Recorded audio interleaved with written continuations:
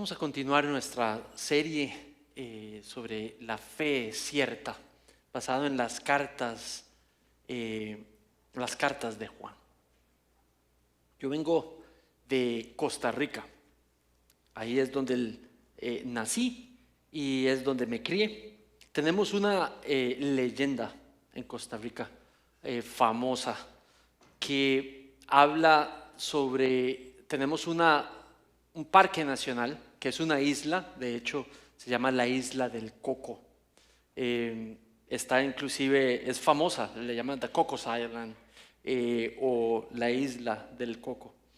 Y una de las cosas de hecho hay que andar en bote un día entero para poder llegar desde la costa a ese lugar.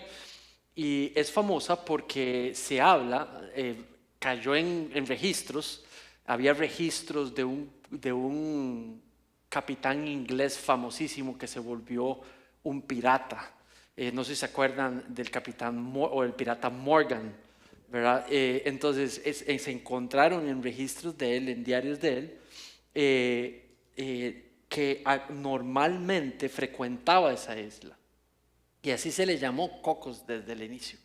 Y eso generó de que él había enterrado un gran tesoro en esa isla, ¿verdad? Entonces han habido en los últimos, no sé, tal vez como 80, 90 años, varias excursiones, pero ahora porque es un parque nacional nadie puede explorarlo. Está protegido y no se puede entrar. De esa historia del el tesoro del pirata Morgan, uno, no sé si le pasa a usted, pero uno crece como con leyendas. ¿Qué tal si uno se encuentra un tesoro? ¡Wow! El otro día estábamos viendo una película famosa con mis hijos y se trata de un hombre que encontró un tesoro en Europa que todo el mundo deseaba porque había un multimillonario como en los 1800 que había enterrado su fortuna y nadie sabía dónde estaba. Y este hombre la encuentra y todo lo transforma, ¿verdad? Al encontrar ese tesoro escondido. En mis 50 años he llegado a darme cuenta que no hay mayor tesoro que yo he podido encontrar. Sí, no he encontrado un tesoro, encontrarme 10 millones de dólares enterrados. No, nada así, nada parecido, nada cercano. Pero como cristiano y cuando hablo, algo que me ha cambiado la vida, algo que ha sido el mayor tesoro que el Señor me ha podido dar, y es el amor de Dios. ¿Usted siente de la igual manera? Porque si bien $1 millón o 10 pueden transformar ciertas cosas, pero no muchas cosas cambiarían. Pero el amor de Dios es el tesoro más grande que un creyente puede tener. Es un regalo de Dios. El amor de Dios se recibe, el amor de Dios se vive y el amor de Dios se confesa, el amor de Dios se comparte. ¿De qué ha venido hablando Juan? Entonces Juan ha venido hablando, si leemos versículo del capítulo 1, 9, ha venido hablando, si confesamos nuestros pecados, Él es fiel y justo para perdonarnos los pecados, para limpiarnos de toda maldad. Eso es lo que le pasa a un creyente cuando confiesa su pecaminosidad delante de Dios y le pide perdón y le confiesa su creencia en lo que Cristo hizo por él en la cruz. Y dice que si confesamos a Cristo por el perdón de nuestros pecados, Dios nos perdona.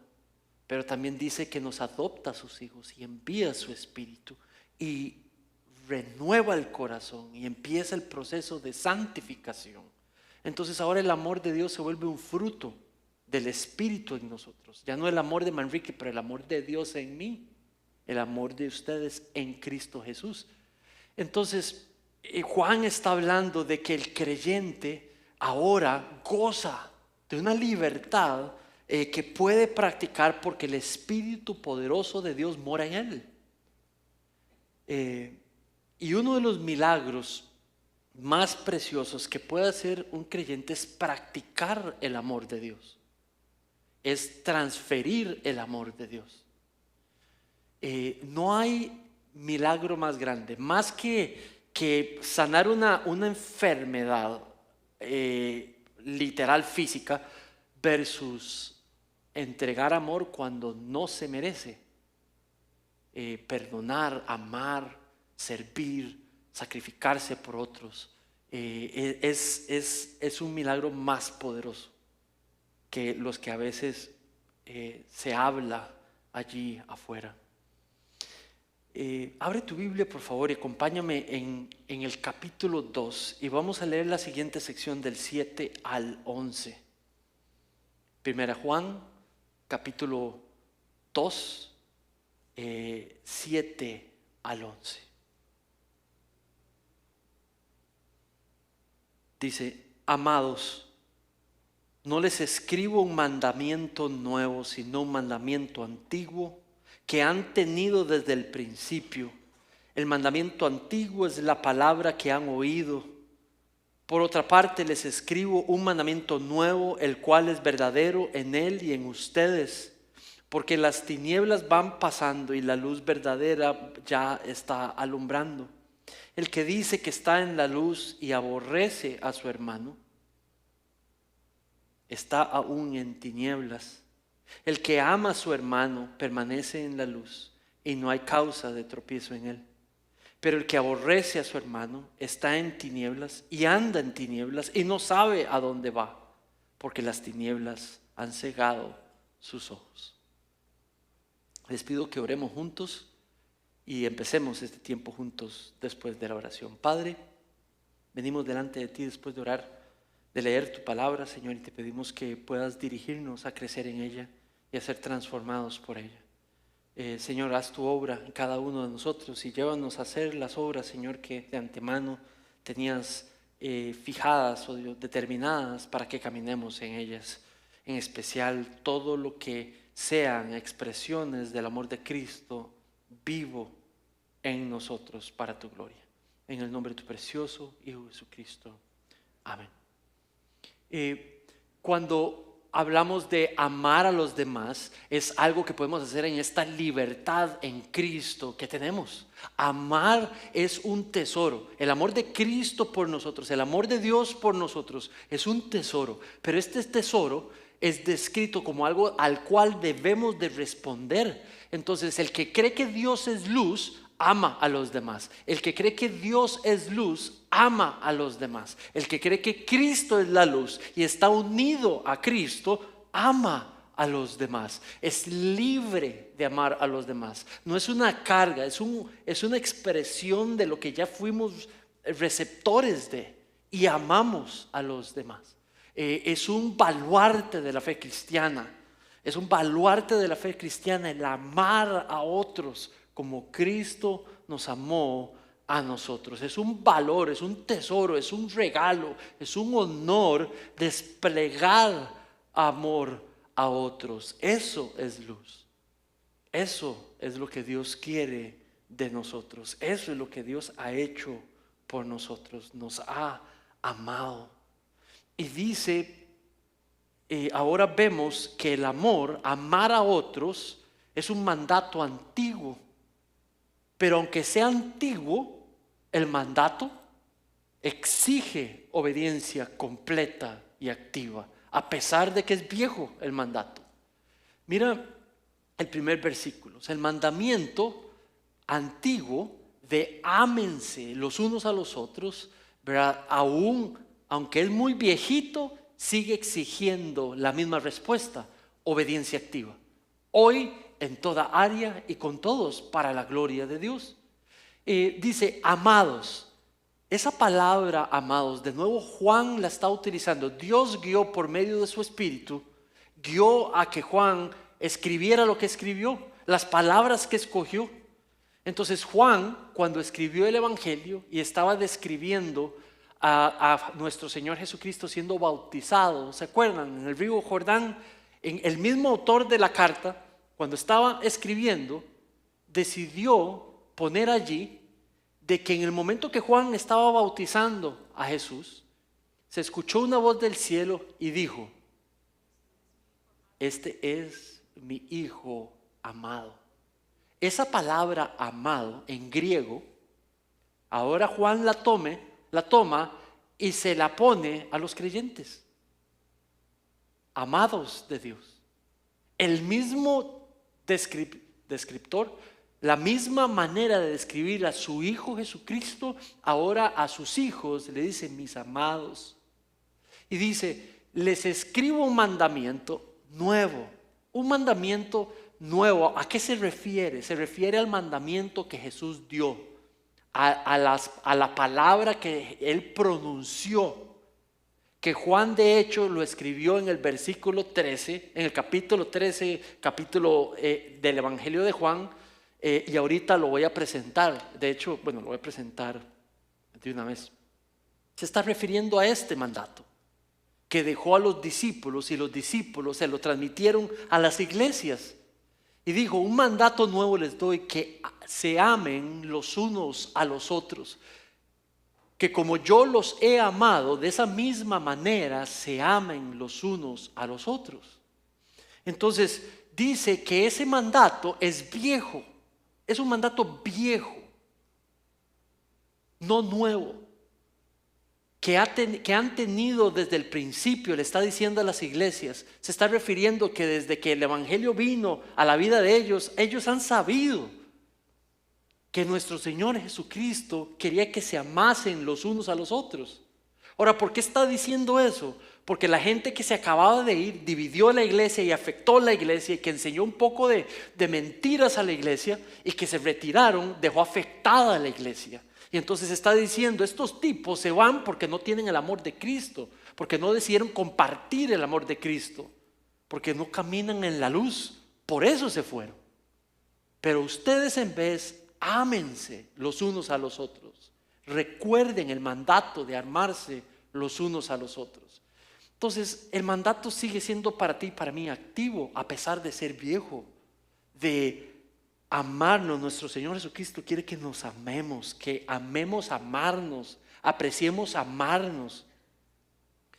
Ahora sigue diciendo que han tenido desde siempre. El mandamiento antiguo es la palabra que han oído. Esas palabras, ámense los unos a los otros. Ahora hay un problema con esto de viejo. La mente moderna, digamos la mente occidental, no le gusta lo viejo. ¿Usted sabía? Digamos, vivimos en la vida en tiempos donde lo viejo no es tan bueno, lo nuevo es bueno. De hecho, tener algo nuevo es cada vez más accesible. No estoy diciendo que lo podemos tener, pero las cosas cada vez cuestan un poquito menos. Yo me acuerdo en Costa Rica cuando vino el primer celular, solo lo tenían algunos. Ahora dígame quién no tiene celular.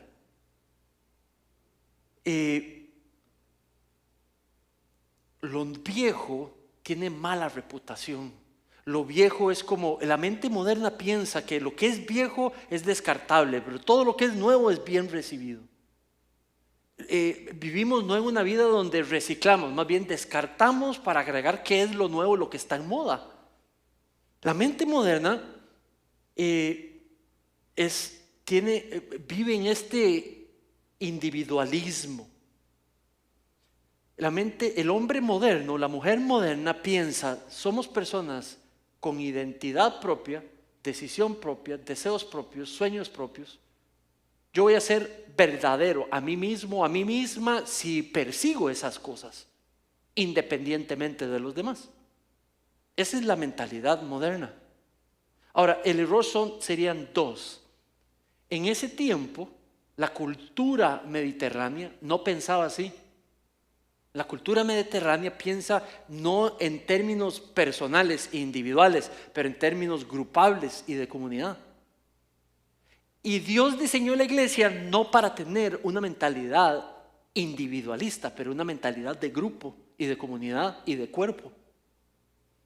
Ahora, el problema que tiene el ser humano moderno es que asume, el cristiano moderno que piensa más como piensa el mundo, no como la Biblia lo llama a pensar, entra a los textos y los lee asumiendo que está bien pensar de manera individual.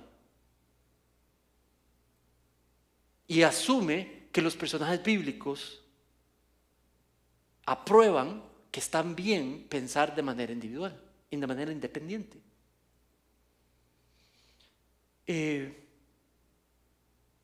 ¿Cuántas veces he escuchar a alguien venir frente a mí, contarme, explicarme que piensa hacer esto?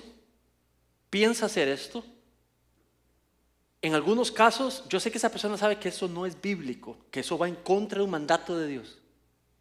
Lo justifica y luego dice, y he orado mucho. ¿Usted ha escuchado eso? Pastor, me voy de la iglesia, no voy a hacer nada para solucionar el problema. Y he orado mucho.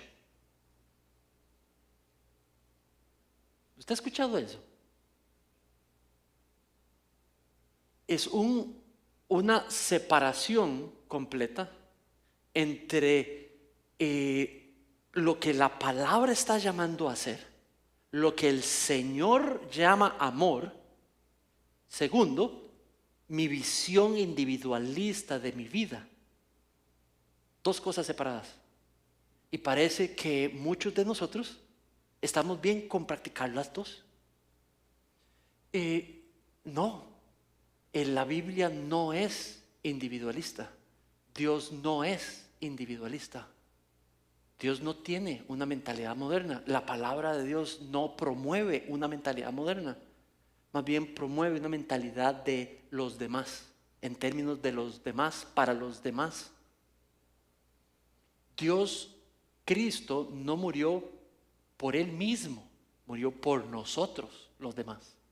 Aun cuando no lo merecíamos, murió por nosotros. Su interés estaba en nosotros, no en Él mismo. Voy a entregarme para que me crucifiquen, así me voy a hacer más famoso.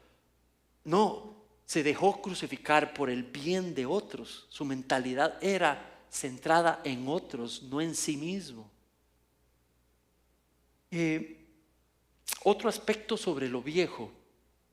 Vivimos en la parte del mundo, donde los señores mayores, las señoras mayores, son más irrespetadas en el mundo y menos apreciadas. Me refiero a las personas que tienen más edad. Si tener más edad, ¿cómo es percibido en nuestra sociedad, en esta parte del mundo? Es un problema. La gente no sigue a los viejos, la gente más bien desprecia a los mayores y sigue a los que son más modernos. Cuando en otras partes del mundo tener canas y ser muy mayor es un honor. Está en la parte superior del escalafón por la sabiduría, por el prestigio. Viejo normalmente se tiene una percepción incorrecta en esta parte del mundo y en nuestra cultura. Pero Él está diciendo, este mandato de amar a los demás es viejo. Cuando habla, tenemos que romper esa manera de verlo como el mundo lo ve, que lo viejo no es bueno o algo viejo no puede ser verdadero. No, el mandato de amar a los demás sigue activo hoy a pesar de ser tan viejo. Precede a Moisés. Moisés en Deuteronomio dijo, amen a Dios con todo su corazón, con toda su mente y con todas sus fuerzas. En Levíticos dijo, el que ama a Dios ha de amar a su prójimo, incluso a sus enemigos. Pero incluso antes de Moisés, el mandato precede el hecho de que Dios planificó el plan de redención de enviar a su Hijo. Dice la Biblia, antes de crear el mundo, Dios ya había planeado enviar a su Hijo a morir en la cruz. De hecho, creó la creación para poder enviar a su Hijo a morir en la cruz. El amor de Dios, el amor es la característica de Dios, parte de su carácter, lo movió a mover la redención, producir la redención y hacerla posible y accesible por todos nosotros. Sí, el amor de Dios y el mandato de amar son viejísimos, pero por ser viejos no implica de que no está activo y no es verdadero, y no implica una sola respuesta, y es la obediencia completa, sumisa, a responder en amor, amar a los demás. Ahora, el mandamiento, dice Juan, antiguo, también es nuevo.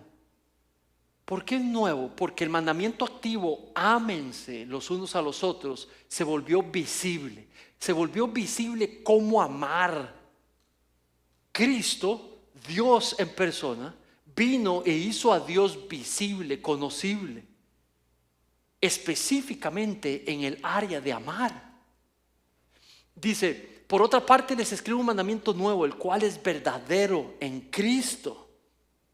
Amar a otros era real en su vida, en la manera en la que él vivió. Y no solamente el recibir el amor del Padre, pero transferir el amor del Padre a otros. Hay 5 características que podemos ver en varios aspectos de cómo fue que él hizo visible su amor a otros. Posiblemente hay más, pero quiero comunicarles 5. La primera, el amor que Cristo podía desplegar por otros era primero uno que él estaba experimentando personalmente. En este versículo, en Juan 3:35, dice, el Padre ama al Hijo y ha confiado todas las cosas en sus manos. En Juan 5:20 dice, el Padre ama al Hijo y le ha revelado todo lo que él sabe al Hijo.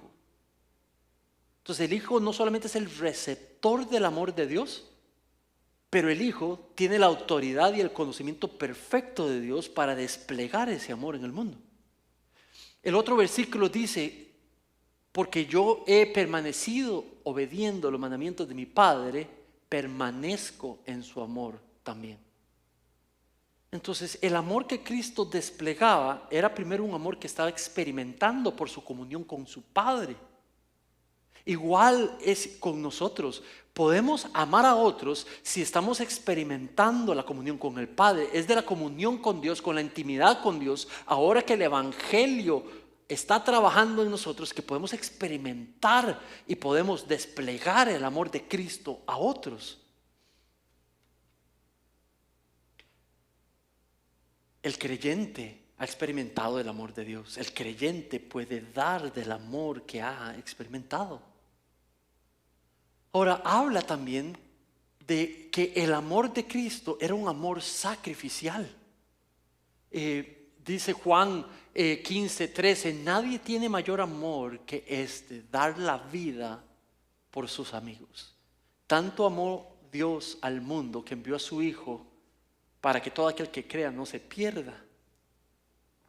Es un amor, el amor de Dios se volvió visible en el hecho que el amor de Dios es a costa propia.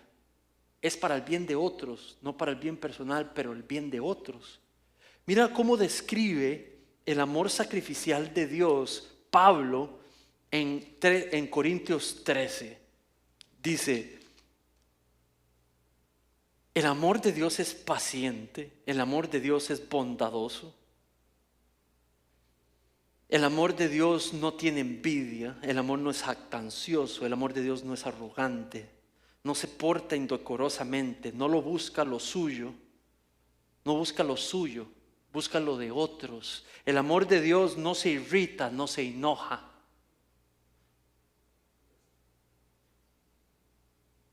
El amor de Dios no toma en cuenta el mal recibido. El amor no se regocija en lo que es injusticia. El amor de Dios se alegra cuando se dice la verdad. El amor de Dios todo lo sufre, todo lo cree, todo lo espera, todo lo soporta. Es un amor sacrificial. Hizo visible ese amor que acabo de narrar, lo volvió visible. Por eso el mandato se volvió uno nuevo, porque ahora no solamente lo teníamos escrito, pero ahora lo tenemos visible y ha sido descrito en los evangelios, ha sido descrito en todo el Nuevo Testamento.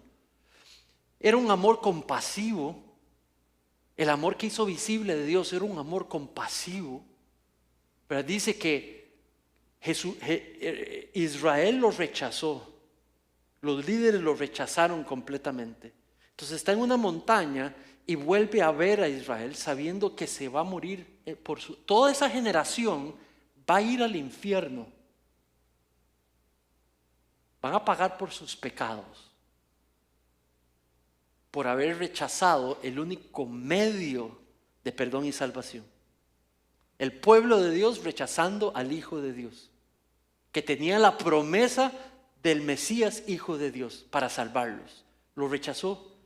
Y él observa a los que lo rechazaron y dice que llora sobre ella por la fragilidad, los efectos que tiene el pecado sobre el ser humano, rechazando lo que Dios hizo posible para ellos.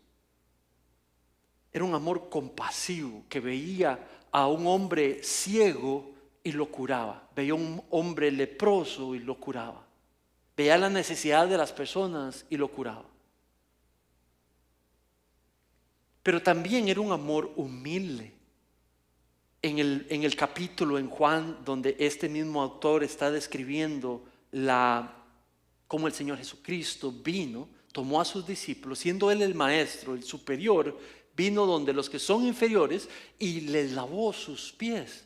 Para alguien en el Mediterráneo, en esos tiempos los pies eran la parte del cuerpo más inmunda, porque andaban en sandalias en un lugar desértico, y les lava los pies a estos hombres, incluso al que lo iba a traicionar, y le lava los pies a Judas, y los baña y los limpia y los seca. Era un amor humilde, uno que se pone en una posición inferior para el bien de otros, alguien que se autosacrifica para traer bien hacia los demás.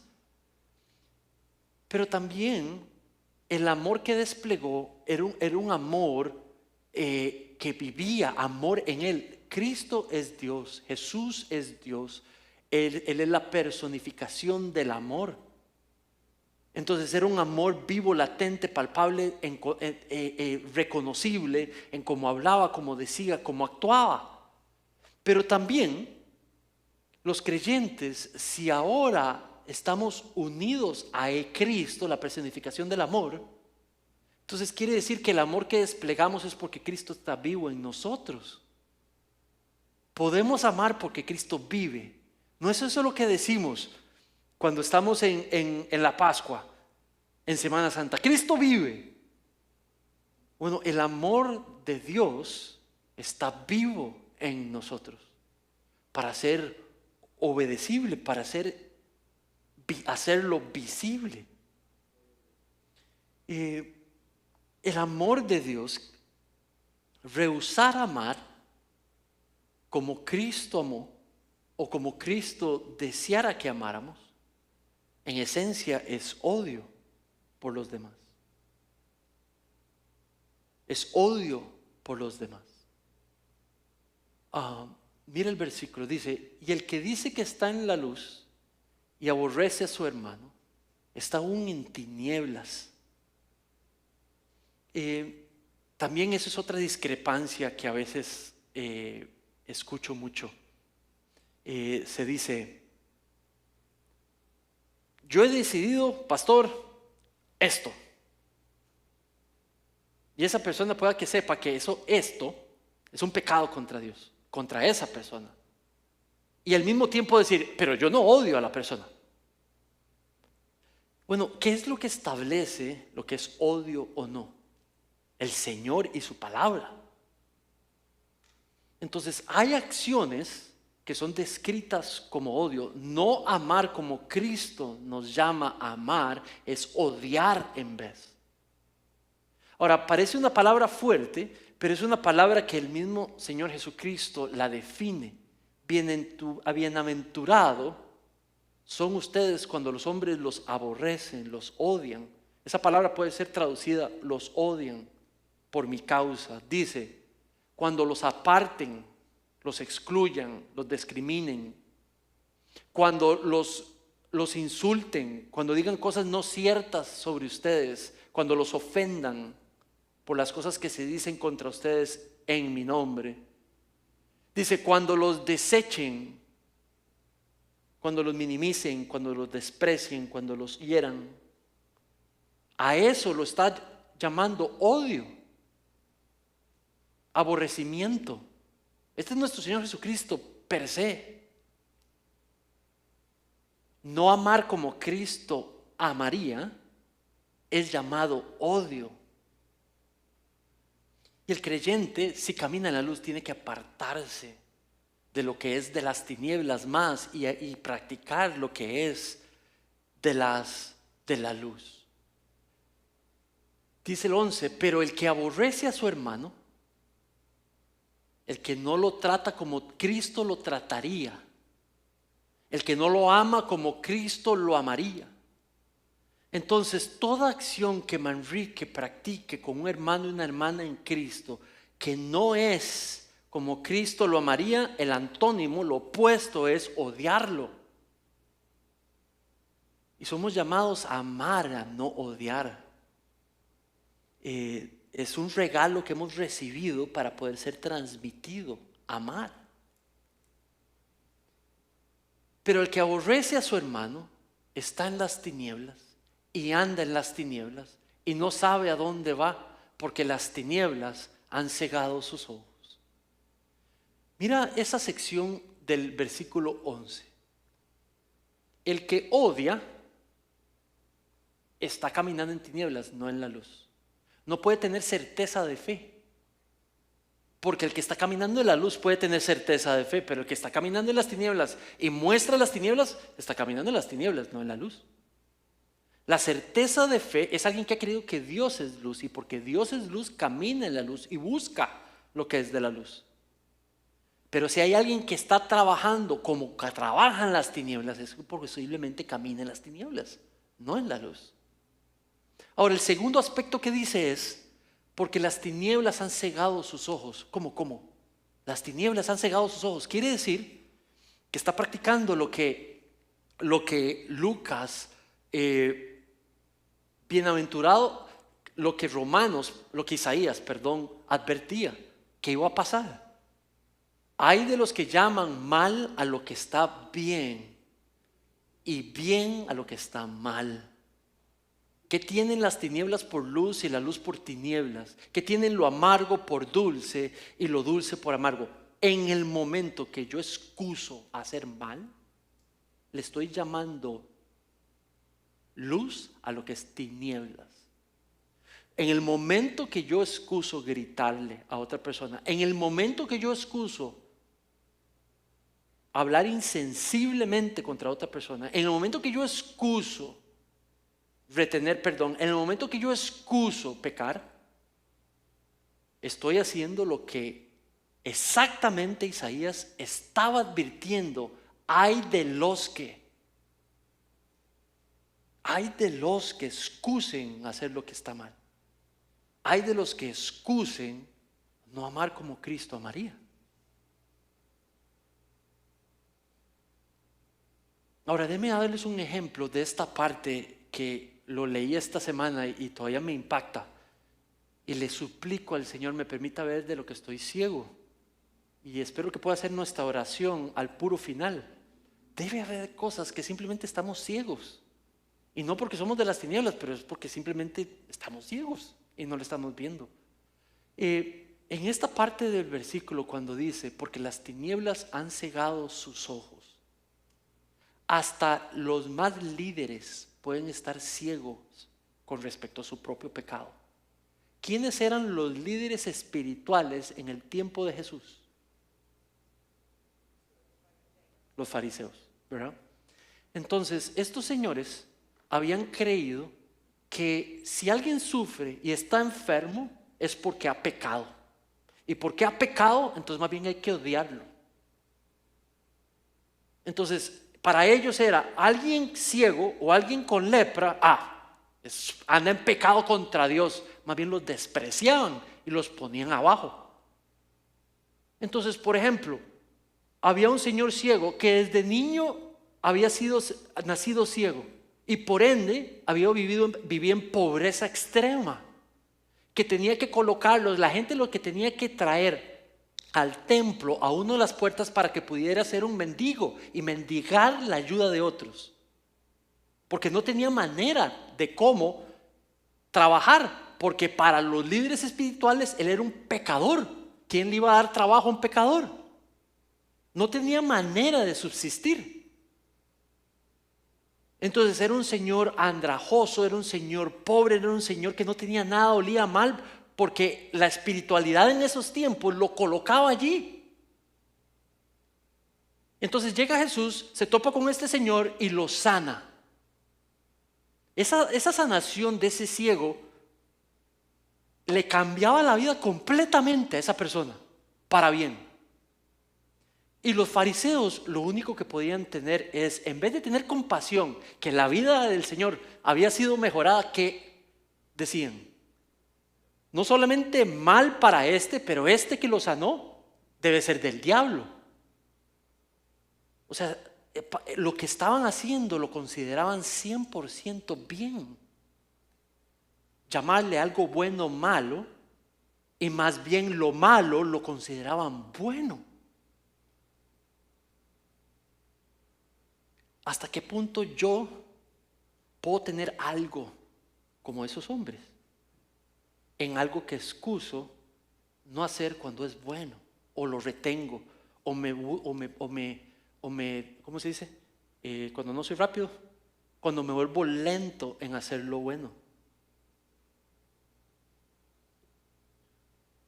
Cuando me piden perdón, pero no lo doy, todavía no. Yo hago eso a veces. Pregúntenle a Rebeca, me quedo ahí como castigando un toque, ¿verdad? No sé, tal vez soy yo el único pecador que hace eso, pero ¿en qué yo podré estar ciego y excusando no amar como Cristo quisiera que yo ame? Yo sé que debo estar ciego, porque soy un pecador. Y mi oración es poder darme cuenta con mis hijos, ¿cómo puedo yo estar no amándolos como Cristo quiere que los ame? Más bien los debo de estar odiando. Señor, ¿qué es eso que no quiero, pero que puedo estar ciego? Esa podría ser nuestra oración ante esta advertencia, ¿verdad? Porque estoy seguro que nadie de aquí levantaría la mano. Sí, yo camino en las tinieblas, sí. Aquí no hay nadie deseoso de caminar en las tinieblas. Estoy seguro que todos estamos deseosos de que en verdad caminamos en la luz. Pero pueda que estemos ciegos a algo y más bien estemos actuando, respondiendo, hablando, pensando como las tinieblas. Hace poco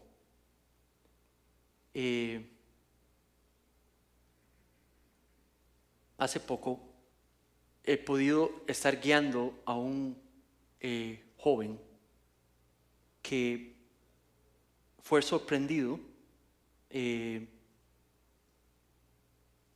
practicando pecado sexual con su novia, y está siendo confrontado por sus padres y por otras personas. Y cuando hablaba con él describía su rechazo de eso. Está mal. Pero al mismo tiempo lo seguía haciendo.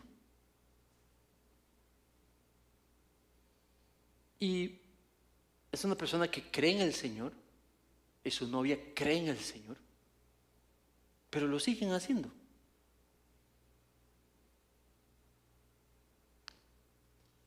¿Y qué pasa cuando nosotros cristianos caminamos en pecado, especialmente algo que no es amor? Y podemos excusar llamándole algo amor cuando no es amor. tratando a otra persona no como Cristo lo amaría.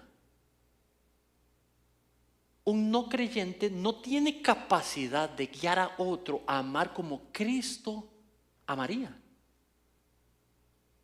Somos llamados a amar a Dios no metiéndonos en relaciones con no creyentes. Así amamos a Dios y de hecho es la manera de amar a esa persona, no con un no creyente. Pero entre creyentes, la manera de expresarnos amor es un amor que produce vida en el otro, produce querer amar a Dios más, es constante, no es intermitente, es la acción. El amor del que se refiere el texto es la acción productora de vida en otros, de bien en otros, acorde al pensamiento de Dios y la opinión de Dios. Eso es amar. Son acciones que promueven la vida de Cristo en otros. Pero cuando nuestras acciones ponen en peligro a otros, deshonran a otros, nos deshonran nuestros cuerpos, deshonran nuestras mentes, deshonran nuestros ojos, simplemente estamos ciegos. Y a eso peor cuando lo excusamos y le llamamos amor. Y cuando estamos encontrando en esas obras de tinieblas nuestro gozo. A todos quisiera en esta mañana animarlos, poniéndome a mí de primero, a llamarle lo que es luz, luz, y a lo que es tinieblas, tinieblas.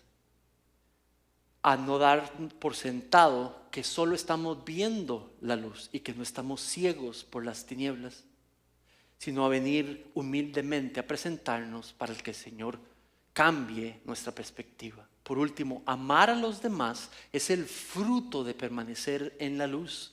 El que ama a su hermano permanece en la luz.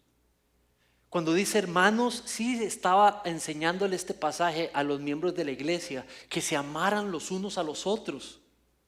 Amar, déjame definirlo de nuevo, acciones dedicadas, consistentes, que traen la luz de Cristo, la vida de Cristo, hacen crecer la vida abundante de Cristo en otros, bendicen a otros, obedecen a Dios, honran a Dios. Amar así a los demás es un fruto de permanecer en la luz. Lo contrario son frutos de permanecer en las tinieblas o estar siendo cegados por las tinieblas. Dice, permanece en la luz y no hay causa tropiezo en él. Si amamos como Cristo amaría, no estamos desobedeciendo. Si amamos como Cristo amaría, no estaríamos invitando a otros a desobedecer a Dios. El que camina en la luz no invita a otros a desobedecer a Dios, pero más bien a amarlo, a honrarlo, a obedecerlo. Si nos amamos así entre nosotros, vamos a ir a nuestras casas y vamos a amar a los nuestros de la misma manera. ¿Cómo serían nuestros matrimonios si nos amáramos más como Cristo quiere que nos amamos? ¿Cómo sería nuestra relación con nuestros hijos si amáramos a nuestros hijos como Cristo quiere que nos amemos? ¿Cómo sería la relación entre hermanos? Un hermano con un hermano o una hermana con una hermana en la casa, biológicos. Se amarían los unos a los otros, o entre primos, o entre hijos y padres, entre vecinos. ¿Cómo sería, cómo luciría con nuestros jefes, con nuestros compañeros de trabajo? Amar de la manera en la que Cristo quiere que nos amemos. Por lo tanto, ya no juzguemos los unos a los otros, sino más bien decidan esto: no poner obstáculo, piedra de tropiezo al hermano. No excusamos el error de otros, no excusamos el pecado de otros. Más bien hablamos la verdad a otros en amor cuando están caminando en pecado. Amar es decirle la verdad, si lo está ignorando lo que es verdad, pero decirla en amor, en el tono que camina, que es amigo del amor, en el tiempo adecuado, en el momento adecuado, con el tono adecuado. 2 Corintios 8:21, pues nos preocupamos por lo que es honrado, lo que es bueno, no solo ante los ojos del Señor, también ante los ojos de los hombres. Pastor, es que yo le dije esto y se resintió. Sí, lo siento, que se resintió. Como si la opinión de esa otra persona no es importante. Aquí dice, también ante los ojos de los hombres. ¿Qué es amor delante de los hombres? Lo que es bueno, lo que es amable, lo que no es egoísta, lo que es puro, lo que es genuino, lo que es de acorde a la palabra de Dios. Déjame concluir con 3 cosas. Sí, el amor habla la verdad, confronta el pecado, pero lo hace en amor, sacándose la paja del ojo primero antes de ir a sacarle la viga del ojo de uno antes de ir a sacarle la paja al otro. Habla el amor, la verdad en amor. Es gentil, no es rudo, no se enoja, no juzga, no maltrata. Podemos hablar la verdad en amor. Todos aquí posiblemente batallamos con hacer eso bien hecho. Debe ser parte de nuestra oración. Vive de acorde, ama como ama a alguien que camina en la luz, no ama como a alguien que camina en las tinieblas. No excuses, no excusemos, que Dios nos libre de excusar no amar como Cristo amaría. Que Dios nos libre de excusar hacer lo que haría alguien que solo camina en tinieblas. Por último, la próxima semana vamos a estudiar no amar al mundo como a alguien que está caminando en la luz. El que camina en la luz no ama el mundo. Pero hoy le pediremos al Señor nos ayude a amarnos para la gloria de Dios con el mayor tesoro que el creyente ha recibido, el amor puro de Cristo, y con ese amor pueda amar en las distintas relaciones en las que estás y estamos involucrados. Amén. Oremos.